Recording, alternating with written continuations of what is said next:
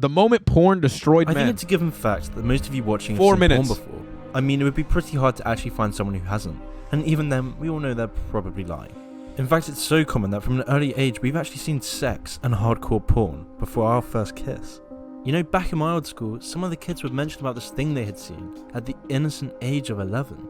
Many of them seeing things that would have traumatized our ancestors. Even in school, sex education... I just didn't even realize that, but the fact that motherfuckers watch hella porn before their first kiss is insane. I got homies, bro.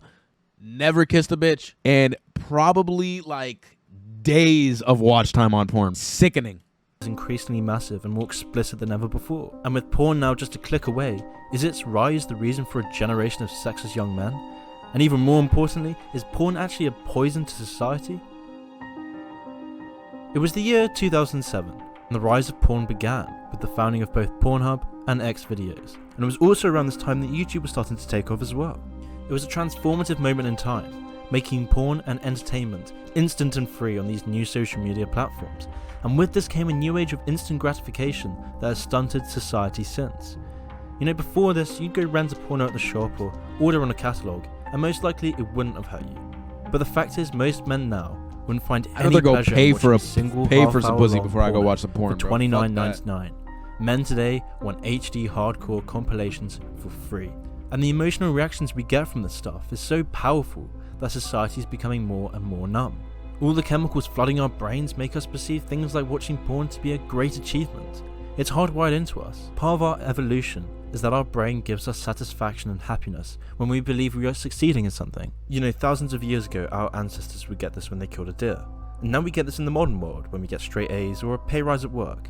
But after 2007, our brains adapted to how much dopamine we were getting from porn and entertainment. See, the more dopamine you're shoveling into your brain, the more you build up a tolerance. And so your brain develops more receptors to absorb said dopamine. Your brain gets used to it, but then you have all these extra receptors that need to be fed dopamine, and if they don't get fed enough, it's going to make you unhappy. Pleasurable activities won't be able to meet your neurological standards anymore, so you become hooked on the only things that can provide you instant pleasure. Think of it like this: you're a skinny guy, and you eat a regular burger from McDonald's, and you're incredibly full. But when you eat this burger for every meal for a month, your body adapts to the input just as your brain grows more dopamine receptors. Your stomach gets bigger, you get fatter. Fast forward. Bro, this is remarkable. Y'all motherfuckers saying fapping is healthy and shit. Nah, dudes be jacking off 3 times a day doing it when they're bored and shit. And now you're this big guy where a burger won't fill you up anymore. Now you need maybe 2 or 3. And so when we fall into this trap of always taking the easy route, we will stumble into an increasingly hollow life that dampens the pleasure and satisfaction of real achievement.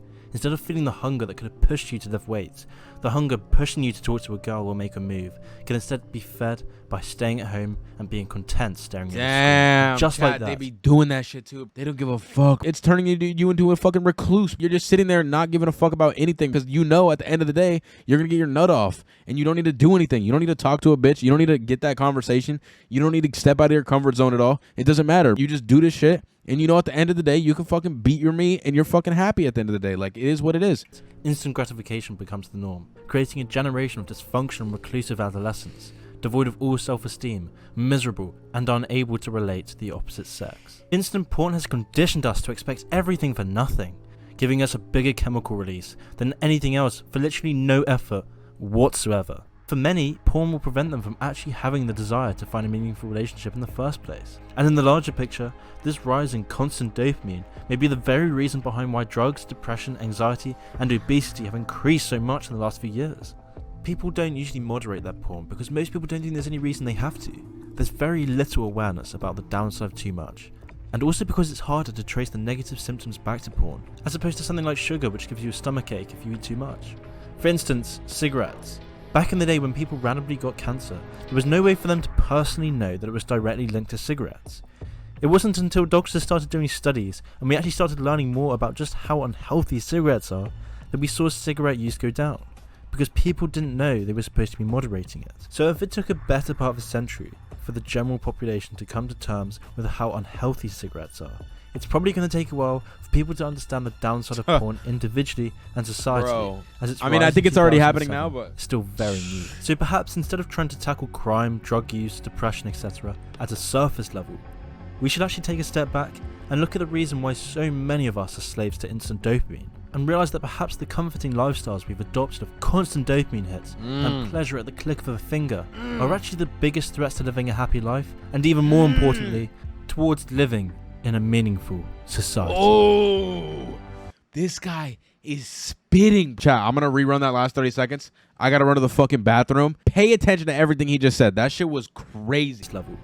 We should actually take a step back and look at the reason why so many of us are slaves to instant dopamine, and realise that perhaps the comforting lifestyles we've adopted of constant dopamine hits and pleasure at the click of a finger are actually the biggest threats to living a happy life, and even more importantly, towards living in a meaningful society.